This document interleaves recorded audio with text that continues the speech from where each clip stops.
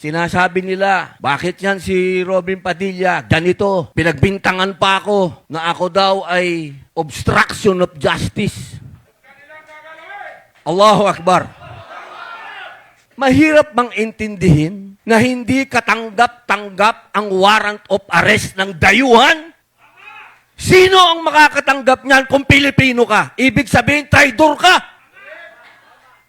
Ilan ang bayani natin na nagbigay ng buhay nila? Ilan ang Bangsamoro na nagbigay ng buhay nila para ipagtanggol ng bansang ito? Tapos ibibigay lang natin ng ganun? No way, Jose. Mga mahal kong kababayan, mga mahal kong Bangsamoro, hindi ako traidor sa Pilipinas na sinasabi ng maraming kasama naming senador.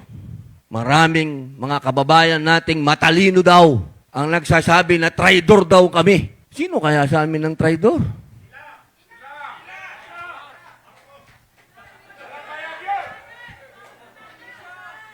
Sila na inuutos-utusan ng dayuhan? O ako na tumitindig laban sa dayuhan?